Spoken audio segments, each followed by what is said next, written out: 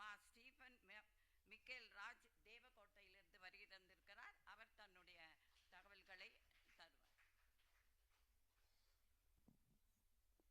தமிழ் சான்றோர் நிரம்பிய அவைக்கு அன்பு நிறை நல்வணக்கம். தமிழ் காக்க போர் செய்ய உணர்வு வேண்டும், தமிழ் கொன்று வாழ்கின்ற கையமை வேண்டாம். தமிழ் காக்க போர் செய்ய புலிகள் வேண்டும், தடுமாறி ஓடிவிடும் எலிகள் வேண்டாம். தமிழ் காக்க போர் செய்ய சிங்கம் வேண்டும், தாளமிடும் ஓலமிடும் நரிகள் வேண்டாம். தமிழ் காக்க போர் செய்ய மானம் வேண்டும், தாளமுத்து நடராசன் துணிவு வேண்டும் என்று எண்ணற்ற வீரகவியரசன் முடியரசனார் போலவே நிறைய தமிழாசிரியர்கள் தமிழ் பற்று ஊட்டிய காரணத்தினால்தான் இன்றைக்கு உலகளாவிய அளவிலே நிறைய தமிழ் சான்றோர்கள் தமிழ் கொடியை உயர்த்தி பிடித்து தங்களுடைய பயணத்தை தொடர்ந்து கொண்டிருக்கிறார்கள். உண்மையிலேயே பேசப்பட வேண்டிய தலைப்பு, பேச மறந்த தலைப்பு. நிறைய பேராசிரியர்களை நாம் பேசியிருப்போம். ஆனால் பள்ளிக்கூட தமிழாசிரியர்களை நாம் மறக்க மாட்டோம், ஆனால் பேச மறந்துருப்போம். இந்த மாதிரி மேடைகளில் பேச மறந்துருப்போம். அதனால் அந்த ஒரு மேடைக்காக, அதுவும் உலகமும் தமிழரும் தமிழும் என்ற தலைப்பிலே இந்த மூன்றுக்கும் அடித்தளமாக இருக்கக்கூடிய ஆணிவராக இருக்கக்கூடியவர்கள் நிச்சயமாக யாரும் மாற்று கருத்து சொல்ல முடியாது. தமிழாசிரியர்கள், பள்ளிக்கூட தமிழாசிரியர்கள் என்பதிலே மாற்று கருத்து சொல்வதற்கு யாரும் முன்வர மாட்டார்கள். அந்த வகையிலே தாய் தமிழுடைய வளர்ச்சிக்காகவும் உயர்ச்சிக்காகவும் நிறைய இன்னிருந்த தமிழ் சான்றோர்கள் தன்னுடைய உடல் பொருள் உயிர் இழந்து இன்றைக்கு இந்த அளவிற்கு உயர்த்திருக்கிறார்கள் என்றால், நம்முடைய பள்ளிக்கூட தமிழாசிரியர்கள் என்று அதில் எடுத்துக்கொண்டோம் என்றால், ஒரு ஆய்வு எல்லையாக எடுத்துக்கொண்டோம் என்றால், 100கணக்கான பேர் அதில் அடங்குவார்கள். குறிப்பாக 1850 இருந்து 1950 வரை இருந்த தமிழ் நிலத்தில் தோன்றிய 20 தமிழாசிரியர் சான்றுடைய தமிழ் தொண்டு மற்றும் இந்த ஆய்வுக்கட்டினுடைய எல்லையாக இருக்கிறது. முதலாவதாக இசைத்தமிழ் இயக்க முன்னோடி தஞ்சை ஆபிரகாம் பண்டிதர். கருணாமிர்த சாகரம் நீங்கள் எல்லாம் படித்திருப்பீங்க. இசைக்களஞ்சியமாக இருக்கக்கூடிய தஞ்சை இசைத்தமிழ் இயக்கவனுடைய தஞ்சை ஆபிரகாம் பண்டிதர், அவர் ஒரு பள்ளிக்கூட தமிழாசிரியர். முதலாக அகில இந்திய இசை மாநாடு, அந்த மாநாட்டை கூட்டினவர், அகில இந்திய அளவில் இசை மாநாட்டை கூட்டியவர். ஒரு மாநாடு இல்லை, 7 மாநாடுகளை தம் சொந்த செலவிலேயே நடத்தி காட்டிய பெருமைக்குரியவர் தஞ்சை ஆபிரகாம் பண்டிதர். அவர் ஒரு பள்ளிக்கூட தமிழாசிரியர். சோழவந்தான் அரசன் சண்முகனார், அவர் ஒரு பண்டிதமணி கதிரேசன் செட்டினாருடைய ஆசிரியர். மேலைச்சுவர்களுடைய சன்மார்க்க சபைக்கு இவர்தான் தலைமை தாங்கி நடத்தினார். கரந்தை தமிழ்ச்சங்கம் நமக்கெல்லாம் கேள்விப்பட்டிருப்போம். அந்த தமிழ்ச்சங்கத்துடைய தோற்றத்திற்கு முன்னோடியாக தஞ்சாவூர்லேருந்து நிறைய மாணவர்கள், ஆய்வு மாணவர்கள் வந்திருக்கிறதுனால இதை கோடிட்டு காட்டுகிறேன். தஞ்சையில் வித்யாநிகேதனம் என்ற பெயரில் ஒரு தமிழ்ச்சங்கம் அமைவதற்கு இவர்தான் ஆணிவராக அடித்தளமாக இருந்தவர். பெரும்புலவர் கா நமச்சிவாயர் தமிழ் கல்வி அரசாங்க சங்கத்தினுடைய தலைவராக 1920 1934 14 ஆண்டுகள் பொறுப்பு வகித்த பெருமைக்குரியவர். தமிழ் புலவர் சங்கம் என்ற அமைப்பை தோற்றுவித்து அதனுடைய வளர்ச்சிக்காக பாடுபட்டவர். தை முதல் நாளை தமிழ் திருநாளாக கொண்டாட வழி செய்த பெருமைக்குரியவர். திருவள்ளுவருக்கு முன் திருவள்ளுவருக்கு பின் என்று இந்த ஒரு சகாப்த கால அளவு கிடைக்க வழிவகுத்தவரும் இவர்தான். திமு திபி அதற்கு அடித்தளமாக இருந்தவர் இவர்தான். உண்மை தமிழன்பர் சாத்த சர்க்குணர், இவரும் பள்ளிக்கூட தமிழாசிரியர். தென்னிந்திய தமிழ் கல்வி சங்கம் என்ற அமைப்பை நிறுவியவர். தமிழ்நாடு அரசனுடைய பள்ளி பாடநூல் தேர்வுக்குழு தலைவராகவும் சென்னை பல்கலைக்கழக பாடத்திட்ட குழு மற்றும் தமிழ் குழு உறுப்பினராகவும் பொறுப்பேற்றவர். கால வரிசைப்படி மகாகவி பாரதியார், ஒரு வாழ்ந்த காலம் 14,155 நாட்கள் மட்டும்தான்.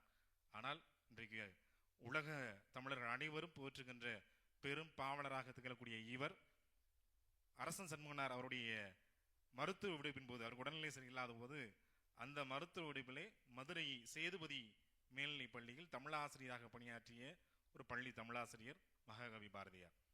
தமிழ் தென்றல் திருவிக அவர்கள் திராவிடன் நவசக்தி தேசபக்தி என்ற பத்திரிகையுடைய ஆசிரியராக இருந்தவர். தமிழ் தென்றல் என்று அழைக்கப்படக்கூடியவர். இவரும் பள்ளி தமிழாசிரியராக இருந்து பணியாற்றியவர். நாவலர் நாமு வெங்கடசாமி சொற்பொழிவாளராகவும் ஆராய்ச்சியாளராகவும் பொறுப்பேற்ற பெருமைக்குரியவர். இவருடைய பெயரிலே நாட்டார் திருவருள் கல்லூரி தஞ்சாவூரிலே நிறுவப்பட்டிருக்கிறது. பாவேந்திர பாரதிதாசன் புரட்சி கவிஞர் என்று அழைக்கப்படக்கூடியவர். புதுவை சட்டமன்றத்தினுடைய உறுப்பினராகவும் அதனுடைய தலைவராகவும் இருந்த பெருமைக்குரியவர். பாரதியாருடைய முதல் தொண்டராக பெருமை வகித்தவர். இவரும் ஒரு பள்ளி தமிழாசிரியர். தமிழ் நெறி காவலர் மயிலை சிவமுத்து ஐயா ஒரு தலைமை ஆசிரியராக இருந்து, இவருடைய ஆசிரியர் நீ தமிழாசிரியராக இருக்கும்னு சொன்னதுனால அந்த தலைமை ஆசிரியர் பதவியை விட்டுட்டு தமிழாசிரியராக பதவி வகித்த பொறுப்பு வகித்த பெருமைக்குரியவர். அதுவும் குறிப்பாக தமிழ்நெறி காவலர் அப்படிங்கிற இந்த ஒவ்வொருத்தருக்கும் ஒவ்வொரு அடைமொழி கொடுப்போம் பார்த்தீங்களா, அதில் தமிழ்நெறி காவலர் என்கிற அடைமொழி இவருக்கு பட்டமாக வழங்கப்பட்டது. தமிழக புலவர் குழு நம்ம தமிழக வரலாற்றில் பார்ப்போம், அதில் 49 பேர் அதில் ஒருவராக தேர்ந்தெடுக்கப்பட்டவர். குறிப்பாக மாணவர் மன்றம் என்ற பணியை மிகச் சிறப்பாக நடத்தியவர். நித்தில குவியல் அப்படிங்கிற இதழை நடத்தியவர். இலவசமாக தொடக்கப்பள்ளியை நடத்தியவர். கவியோகி சுத்தானந்த பாரதியார் திருக்குறளை அதே 2 அடிகளில் அதே நடை சந்தத்தில் ஆங்கிலத்தில் மொழிபெயர்த்த பெருமைக்குரியவர். ஒரு தமிழாசிரியர் திருக்குறளை அதே நடையில் அதே சந்தத்தில் ஆங்கிலத்தில் மொழிபெயர்த்த தமிழாசிரியர். மாமன்னர் ராஜராஜன் பெயரால் தஞ்சை தமிழ் பல்கலைக்கழகமும் தமிழ்நாடு அரசும் நிறுவிய அந்த மாமன்னன் விருதை பெற்ற முதல் பெற்ற கவியோகி சுத்தானந்த பாரதியார். மயிலை சீனி வெங்கடசாமி இவர்களும் பள்ளி தமிழாசிரியர். தொல்லியல் கல்வெட்டியல் நாணயவியலுடைய முன்னோடியாக திகழ்ந்தவர். தமிழக வரலாற்றை கட்டமைத்து ஒழுங்குபடுத்திய பெருமைக்குரியவர் இவர். மொழி ஞாயிறு தேவநேய பாவனர், இவரை யாரையும் மறக்கவும் முடியாது. ஒரு சொல் ஆய்வறிஞராக ஒப்பாரும் மிக்காரும் இல்லாத ஒரு சொல் ஆய்வறிஞராக திகழ்ந்த பெருமைக்குரியவர். குறிப்பாக உலக தமிழ் கழகம், செந்தமிழ் சொற்பிறப்பியல் அகரமுதலி இது போன்ற முயற்சிகளுக்கு முன்னோடியாக திகழ்ந்தவர்.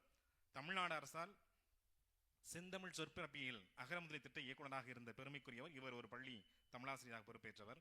தமிழ் மறவர் வை பொன்னம்பலனார் பெரியாரியல் அறிஞர் வே ஆணிமுத்தி ஐயாருடைய ஆசிரியர் இவர். ஒரு பாடலில் திராவிட வாழிய செந்தமிழ் வாழ்க நற்றமிழ் இந்த பாடலில் ஆரிய நாட்டினர் ஆண்மையோடு இயற்றும் சீரிய முயற்சிகள் சிறந்து மிக்கோங்குக அப்படிங்கிற வரியை பாடுறாங்க மேடையில். அப்போ நிப்பாட்ட சொல்றாரு, நிறுத்தியா அப்படின்னு சொல்லி நிப்பாட்ட சொல்றாரு அந்த பையனை. உடனே தலைமை ஆசிரியர் கோவம் வந்துடுது. கோவம் வந்துட்டு இவர் என்ன பண்ணுறாங்கன்னா பணி இடைநீக்கம் பண்ணுறாங்க. அந்த பணி நீக்கத்தை தடுக்கிறதுக்கு அதை ஒரு பெரிய போராட்டமாக மாணவர் போராட்டமாக வெடித்து யார் பணி இடைநீக்கம் செஞ்சாரோ அவரே மன்னிப்பு கேட்டு மீண்டும் தமிழாசிரியராக பணியேற்ற வைத்த வரலாறு, மாண்புமிகு வரலாறு இவருக்கு நடந்தது. தமிழ் மறவர் என்ற பெருமைக்குரியவர். மா ராசமாணிக்கனார் ஐயா அவரும் பள்ளியினுடைய தமிழாசிரியராக பொறுப்பேற்றவர். இவருடைய 10 பாட்டு ஆராய்ச்சி நூல் நம்முடைய இலக்கிய வரலாற்றில் முத்தாய்ப்பாக வழங்கக்கூடியது. மு வரதராசனார் மிகச்சிறந்த தமிழ் அறிஞர். இவரும் பள்ளிக்கூட தமிழாசிரியராக இருந்து பல்கலைக்கழகத்திற்கு பேராசிரியராகவும் இருந்த பெருமைக்குரியவர். முதலாக சென்னை பல்கலைக்கழகத்தில் முனைவர் பட்டம் பெற்ற பெருமைக்குரியவர். சென்னை பல்கலைக்கழகத்தில் முதல்ல முனைவர் பட்டம் பெற்ற பெருமைக்குரியவர். அமெரிக்கா பல்கலைக்கழகம் முதல்ல டிலிட் அப்படிங்கிற ஒரு பட்டம் கொடுப்பாங்க. அதை முதல்ல பெற்ற பெருமைக்குரியவர் மூவா அவர்கள். தமிழ்நாடு அரசு பணியாளர் தேர்வாணைக்குழு, ஆந்திர பிரதேச அரசு பணியாளர் வெளியீட்டுக் கழகம் தேர்வாணைக்குழு, மத்திய அரசு பணியாளர் தேர்வாணைக்குழு, தமிழ்நாடு புத்தக வெளியீட்டுக் கழகம், தமிழ் வளர்ச்சி கழகம், உலக தமிழ் ஆராய்ச்சி நிறுவனம் இதெல்லாம் பெரிய அளவிற்கு பங்களிப்பு செய்த பெருமைக்குரியவர். குறிப்பாக திராவிட நாட்டினுடைய வானம்பாடி வீரகவியரசு முடியரசன் நம்ம ஆரம்பத்தில் சொன்ன பார்த்தீங்களா, தமிழ் காப்பு பாடலை பாடியவர் தந்தை பெரியார் அவர்கள். கவிஞன் யார் என்பதற்கு எடுத்துக்காட்டு தான் இவர் என்று சொன்ன பெருமைக்குரியவர்.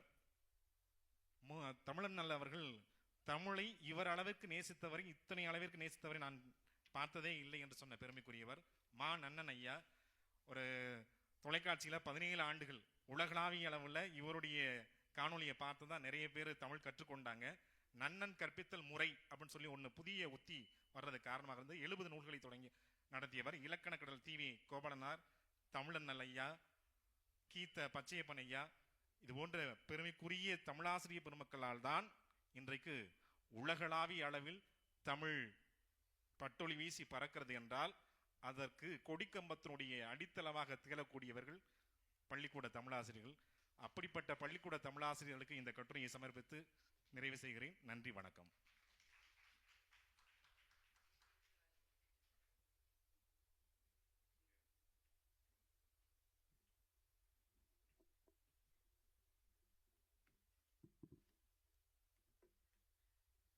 ஸ்டீஃபன் மைக்கேல் ராஜ் அவர் ஒரு பள்ளிக்கூட பள்ளிக்கூட ஆசிரியர். அந்த பள்ளிக்கூடத்தில் தான் நமக்கு தாய் தமிழ் சொல்லி கொடுக்குறாங்க எல்லாருக்குமே வீட்டில். ஆனால் நமக்கு வேறாக இருப்பவர்கள் பள்ளிக்கூட ஆசிரியர்கள், பாடசாலை ஆசிரியர்கள். ஏறத்தாழ ஒரு 20 பேரை இவர் அடுக்கி வரிசையாக சொல்லியிருக்கார். ஆபிரகாம் பண்டிதர் தொடங்கி நம்முடைய மதுரை தமிழண்ணல் ஐயா வரைக்கும் சொல்லியிருக்கார். அவருடைய மாணவி என்று சொல்லிக் கொள்வதில் நானும் பெருமைப்படுகிறேன். அந்த தமிழ் ஆசிரியர்களுடைய ஆளுமையினுடைய வீச்சு தான் இன்னைக்கு இவரை ஒரு கால வரிசைப்படுத்தி அவர்களையெல்லாம் பட்டியலிட்டு நமக்கு எடுத்துக்காட்டி சொல்லியிருக்கிறார். இந்த மாதிரி தொகுப்புகள் நமக்கு ஆய்வுக்கு தேவை. இந்த தமிழாசிரியர்களினுடைய தனித்துவத்தை அடுத்த நகர்வாக நாம் சிந்தித்து பார்ப்பதற்கு வாய்ப்பு இருக்கிறது. இந்த தமிழாசிரியருக்கு, பள்ளிக்கூட ஆசிரியருக்கு வாழ்த்துக்கள், பாராட்டுகள். அடுத்தது, அமுத சுரபியில் புதினம் புலப்படுத்தும்